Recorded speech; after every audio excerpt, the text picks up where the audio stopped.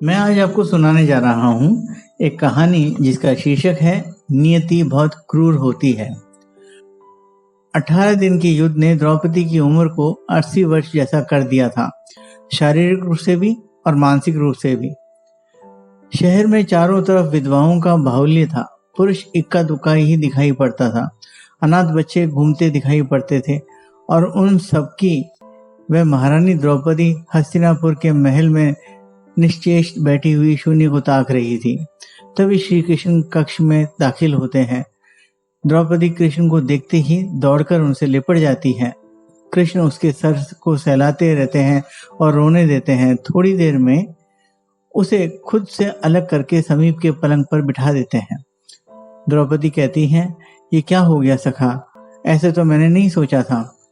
कृष्ण बोले, नियति बहुत क्रूर होती है पांचाली, वह हमारे सोचने के अनुरूप नहीं चलती, हमारे कर्मों को परिणामों में बदल देती है। तुम प्रतिशोध लेना चाहती थी और तुम सफल हुई द्रौपदी।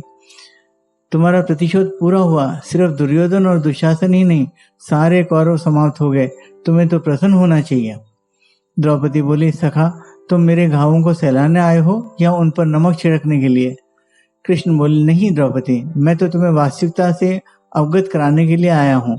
हमारे कर्मों के परिणामों को हम दूर तक नहीं देख पाते और जब वे समक्ष होते हैं तो हमारे हाथ में कुछ नहीं रहता। द्रौपदी बोली, तो क्या इस युद्ध के लिए पूर्ण रूप से मैं ही उत्तरदायी हूँ कृष्ण? कृष्ण बोले, नहीं द्रौपदी, तुम स्वयं को इतना महत्वपूर्ण मत समझो, लेकिन तुम अपने कर्मों में थोड़ी सी भी दूरदर्शिता रखती तो स्वयं इतना कष्ट कभी नहीं पाती। द्रौपदी बोली, मैं क्या कर सकती थी कृष्ण? कृष्ण बोले, जब तुम्हारा स्वयंवर हुआ तब तुम कर्ण को अपमानित नहीं करती और उसे प्रतियोगिता में भाग लेने का एक अवसर देती तो शायद परिणाम कुछ और होते। इसके बाद जब कुंती ने तुम्हें 5 पतियों की पत्नी बनाने का आदेश दिया तब तुम उसे स्वीकार नहीं करती तो भी परिणाम कुछ और होते।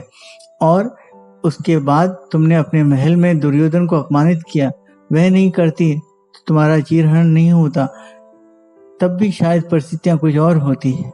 हमारे शब्द भी हमारे कर्म होते हैं द्रौपदी, और हमें अपने हर शब्द को बोलने से पहले तोलना बहुत जरूरी होता है, अन्यथा उसके दुष्परिणाम सिर्फ स्वयं को ही नहीं अपने पूरे परिवेश को दुखी करते रहते हैं।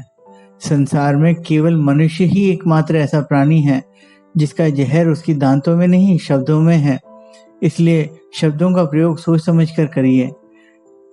ऐसे शब्दों का प्रयोग करिए जिससे किसी की भावना को ठेस न पहुंचे।